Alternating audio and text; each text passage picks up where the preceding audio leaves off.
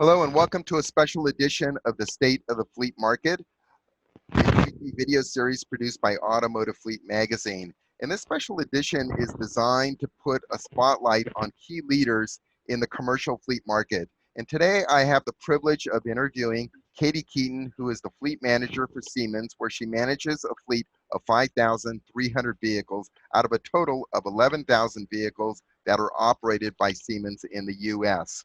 And in addition to her fleet manager responsibilities, Katie is also the president of the Automotive Fleet and Leasing Association, AFLA. And Katie will give us an update on some of the key strategic initiatives that are currently underway during her presidency. And we'll get a sneak preview of the upcoming first ever virtual conference that's being produced by AFLA. So with that, thank you for joining us, Katie. And let's start off our interview by discussing some of the major fleet projects that you're currently involved with. And I know Siemens is very proactive in the area of sustainability. So what are Siemens' sustainability goals, and how are you looking to implement them? Yeah, hi Mike, happy to be here with you.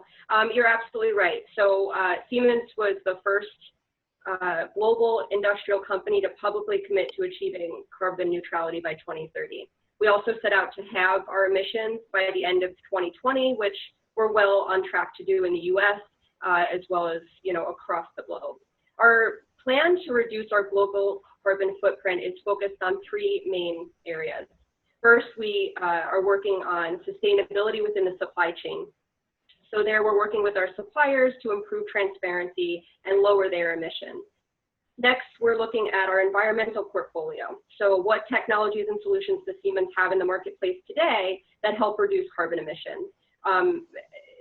Pretty interestingly, so just last year, our environmental solutions helped our US customers decrease their CO2 emissions by 132 million metric tons, which, just to give you an idea, that's more emissions than that of New York City, Los Angeles, and Chicago combined. So pretty significant.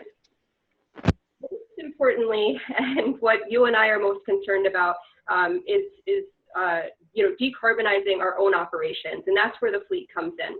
So we're working to lower emissions generated by our fleet in a few different ways. We'll continue our hybrid vehicle strategy that we began some years ago. Starting in model year 21, I'm really excited to introduce a new EV program that we hope to make very attractive to our employees. And then we're looking at some other areas. So behavioral initiatives, eco-friendly driving that will make mandatory for all of our drivers out there on the road.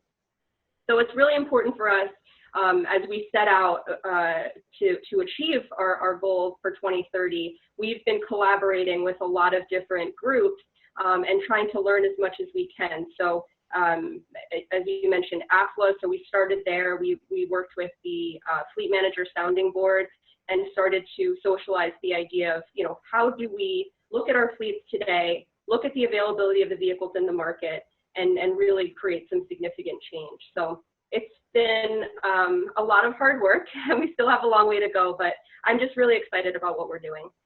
Very good. Congratulations. And maybe if we could just take a moment now and examine what's going on during your presidency of AFLA. I know you have a lot of strategic initiatives underway. Maybe if you can update us on what those initiatives are. Certainly, yeah, right. If the sustainability topic wasn't keeping me busy enough, when I look to what we're doing on the AFLA front, we've got a lot of exciting things happening.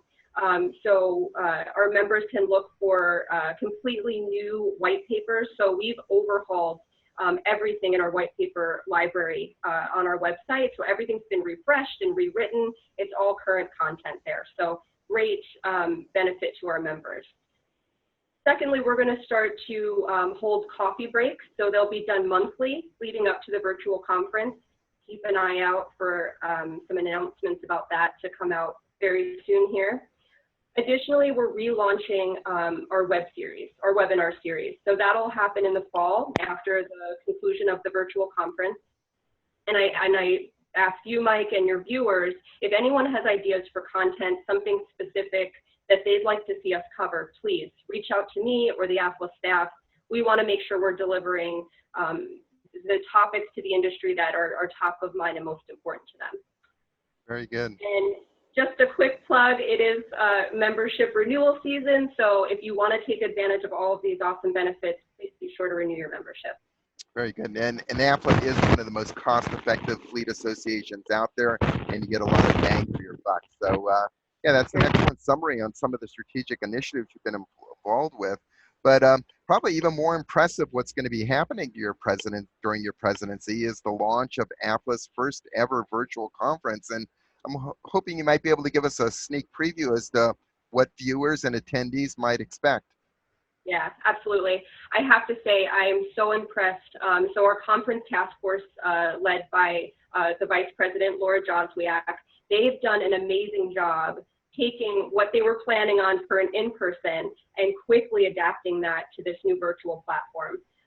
They're focusing in on just making sure in true AFLA form. So every day they're delivering keynote speakers that are focusing on crucial, professional skills and development for leaders.